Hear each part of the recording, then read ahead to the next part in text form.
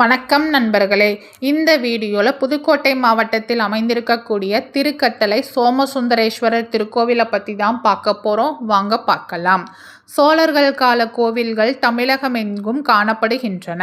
காலம் கடந்து நிற்கும் அதன் கட்டடச் சிறப்பினை உலகமே வியந்து போற்றுகின்றன. வரலாற்று பொக்கிஷங்களாக திகழும் இந்த ஆலயங்களுக்கு ஒருமுறை சென்று வந்தாலே நம் மனம் புத்துணர்ச்சி அடையும். அப்படிப்பட்ட ஒரு ஆலயம்தான் திருக்கட்டளை சோமசுந்தரேஸ்வரர் திருக்கோவில். புதுக்கோட்டையிலிருந்து சுமார் 6 கிலோமீட்டர் தொலைவில் அமைந்திருக்கிறது திருக்கட்டளை கிராமம். இங்கு அருளும் மங்களநாயகி சமேத சுந்தரேஸ்வரர் திருக்கோவில் மிக பழமையானது. இங்கு அருகிலேயே சுந்தரமாகாளி, சுந்தர விநாயகர் என சுந்தர எனும் பெயரோடு ஆலயங்கள் அமைந்திருக்கின்றன. இங்கு வசிக்கும் மக்கள் பலரும் இந்த சோமசுந்தரேஸ்வரரின் பெயரையே தங்கள் குழந்தைகளுக்கு வைப்பது வழக்கமாக உள்ளது. ஆண் பிள்ளை என்றால் சோமசுந்தரம் சுந்தரம் என்றும், பெண் பிள்ளை என்றால் சுந்தரி சுந்தராம்பாள் என்றும் பெயர்களை வைத்து அழைக்கிறார்கள். திருக்கட்டளை கோவில் அற்புதமான கற்றளி. பாறை கற்களை மட்டுமே அடுக்கி இந்த கோவிலை திருக்கற்றளியாக கட்டியுள்ளார்கள். இது ஆதித்ய சோழன் காலத்தில் கட்டப்பட்டதற்கான சான்றுகள் உள்ளன. மேலும் இந்த ஆலயத்தின் விமானம் இருதல பிரம்மசாந்த விமான வகையைச் சேர்ந்தது.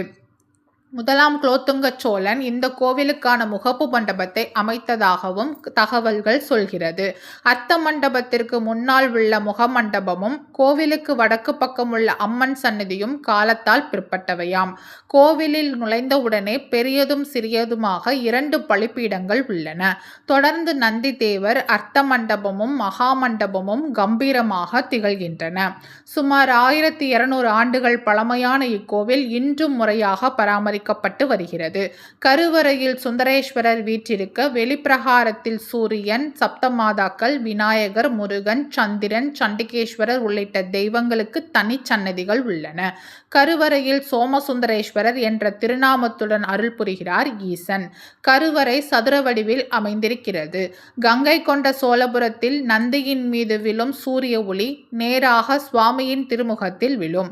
அதேபோல் இங்கும் பங்குனி மாதம் சூரியனின் கிரகணங்கள் நந்தியின் மீது விழுந்து பிறகு சுவாமியின் மீது விழுந்து வணங்கும் காட்சி அற்புதமாகும்.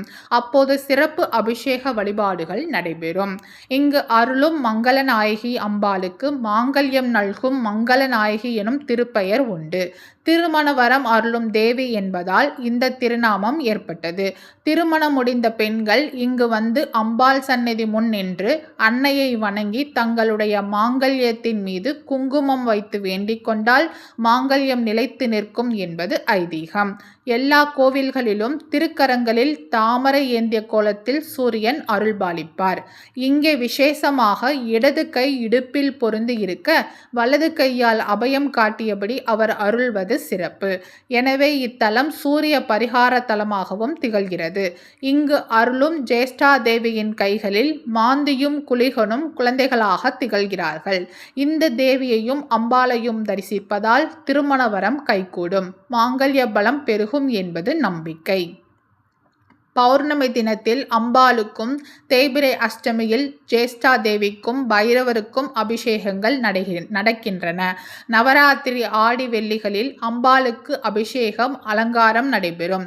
கருவறை கோஷ்ட மாடங்களில் தட்சிணாமூர்த்தி, வீராடனமூர்த்தி, பிச்சாடனமூர்த்தி ஆகிய மூவரையும் தரிசிக்கலாம். இப்படி இந்த மூவரும் அருளும் கோவில்கள் மிகவும் குறைவு. திருக்கட்டளை ஆலயத்தில் அருளும் தட்சிணாமூர்த்தி விசேஷ கோலத்தில் அருள் புரிகிறார். திருக்கரத்தில் தண்டியுடன் வீணையையும் வைத்திருக்கிறார். இசை ஞானம் கிடைக்க வழி செய்பவர் இந்த வீணா தட்சிணாமூர்த்தி என்கிறார்கள் பக்தர்கள்.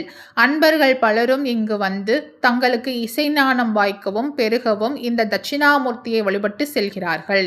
ஆருத்ரா தரிசனம், பிரதோஷம், மகா சிவராத்திரி ஆகிய விழாக்கள் இந்த கோவிலில் சிறப்பாக கொண்டாடப்படுகின்றன. மிகவும் பழமையான இந்த ஆலயம் இன்றும் முறையாக பராமரிக்கப்பட்டு வருகிறது.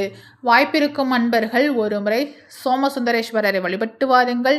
உங்கள் வாழ்வில் உள்ள சங்கடங்கள் அனைத்தும் தீர்ந்துவிடும்.